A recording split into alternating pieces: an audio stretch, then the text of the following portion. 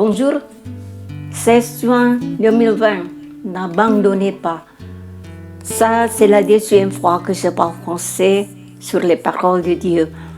Allez, nous prions. Bénis aux personnes qui ont entendu cette réflexion, nous orons pour que ces paroles deviennent une bonne bénédiction. Au nom de Dieu, Jésus. Amen. On va lire de Galates 2, verset 20.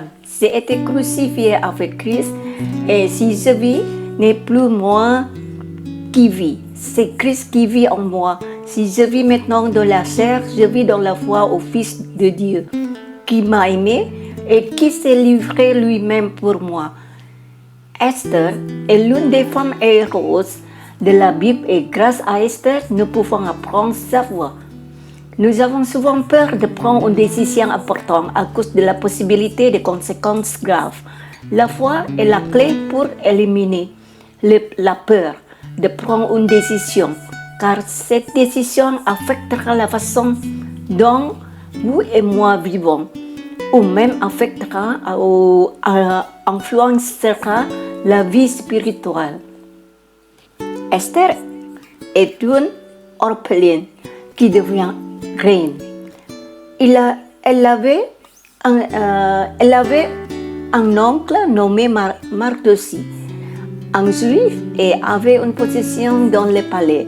Mardochée a suggéré que Esther couvrait ses origines, qu'il était d'origine juive. Et Esther a suivi le conseil de son oncle. On va lire de Esther 2. Il y avait un plan pour détruire les tribus juives par Haman. Il prévoyait de détruire les juifs dans les royaumes. Haman a persuadé le roi de publier un décret stipulant que 10 000 talents d'argent seraient donnés à quiconque voudrait tuer les Juifs. Et le roi a rendu une décision scellée de l'anneau du roi et ne peut être révoquée et modifiée.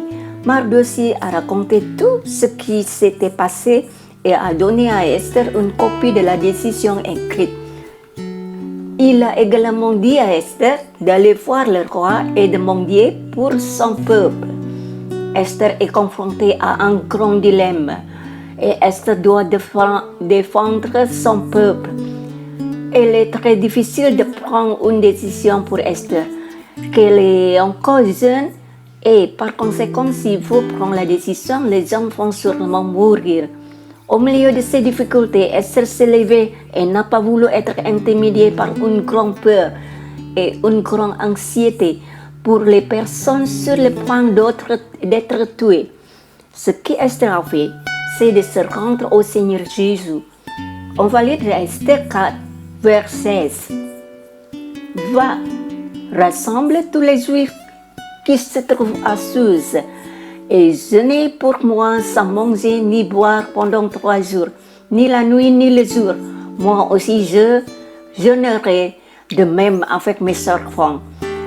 Puis j'entrerai chez le roi malgré la loi. Et si je dois périr, je périrai. Esther, elle a envoyé un message à Mardochée lui demandant de demander à ses compagnons juifs de jeûner pour lui pendant 3 jours et 3 nuits. Esther et son serviteur feront de même. Ensuite, elle a promis de se présenter devant le roi, réalisant vraiment qu'il risquait sa vie. Et le roi leva son sceptre d'or et laissa Esther vivre. Le roi a également publié un nouveau décret.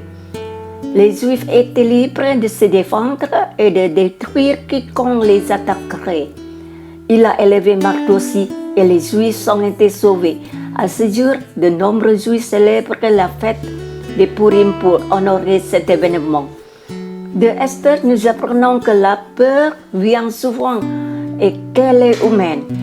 Et il est naturel d'être confronté à des décisions qui semblent impossibles. Alors, reconnaître le manque de courage devant Dieu, ne laissez pas la peur nous retirer de Dieu et ne prendre aucune décision ou action du tout. Sachez que nous avons besoin d'aider. Sachez que nous ne pouvons pas le faire seul. Admettez que Dieu est puissant. parce que Dieu a promis de ne pas vous et moi. Hébreux 13, vers 5. Ne devenez pas des serviteurs de l'argent et contentez-vous de ce qui est en vous, parce que Dieu a dit, je ne te quitterai jamais et je ne te quitterai jamais. Si aujourd'hui vous avez un problème grave et devez prendre une décision, venez à Jésus dans la prière et le jeûne pour trouver sa volonté et prenons la bonne décision. Alors prenez la décision avec confiance et courage et croyez que Dieu est de votre côté. N'abandonnez pas. Le Seigneur Jésus m'a façonné, toi et moi, à son image. Non seulement les gens qui font attention à moi et à vous, mais nous, en tant qu'enfants de Dieu, sommes comme un acteur également considéré par Dieu et les anges et les démons font attention à savoir si nous sommes fidèles à Dieu, quelles que soient nos circonstances, quelle que soit votre condition, et vous et moi sur la scène. Le Seigneur Jésus m'a façonné, toi et moi, à son image. Non seulement les gens qui font attention à moi et à vous, mais nous, en tant qu'enfants de Dieu, Satan essaie de faire tomber, mais le Seigneur Dieu, tout en nous empêchons de tomber. Quand Esther a prié et que le jeûne a commencé, Satan savait qu'il était en difficulté. Satan doit travailler vite, mais Esther continue de marcher et de compter sur Dieu. Soyez prudents. Satan travaillait 24 heures, tandis que moi et vous ne travaillons que 8 heures par jour. Et il y a des pauses. Nous devons prier et prier tout le temps. Esther, il n'y a plus de peur et de doute, car Esther a pensé à son peuple qui voulait être tué. Et Esther gagne. Esther a levé la tête parce qu'elle avait gagné. Son peuple n'a pas été tué parce qu'elle a vraiment crié au Seigneur Jésus. Jeûnons pendant 3 jours jusqu'à ce que Dieu réponde à sa prière. Et vous et moi, vous avez le destin d'être remplis de l'Esprit de Dieu et de devenir un enfant de Dieu. Vous avez été créés pour lutter contre le pouvoir invisible du mal. Et le Seigneur Jésus nous a donné l'autorité de le chasser au nom de Jésus. Dieu a promis que tu ne nous quitteras jamais, toi et moi. Le Seigneur Jésus a promis de vous pardonner. Il a promis de vous rendre à parfait pas dans la vie. Il a promis que sa grâce est suffisante en toutes circonstances. Il a promis de répondre à tous vos besoins. Il a guéri toutes vos maladies. Il vous a donné le pouvoir d'utiliser le nom de Jésus. Il vous a donné sa sagesse et il a promis de vous amener personnellement au ciel. Préparez-vous au meilleur moment pour vous et moi que le Seigneur Jésus nous a donné. Préparez-vous, n'abandonnez pas. Excitons et enfoncez en le Seigneur Jésus en priant. Seigneur Jésus, merci que nous devons compter sur vous et ne pas abandonner. Nous devons gagner le pouvoir du mal qui veulent que nous essuyions, mais votre promesse que vous prenez toujours soin de nous. Bénis ceux qui écoutent cette parole de Dieu, afin qu'ils soient fortifiés et qu'il y ait une issue pour les problèmes auxquels ils sont confrontés. Au nom du Seigneur Jésus, bénissez notre nation et notre Indonésie.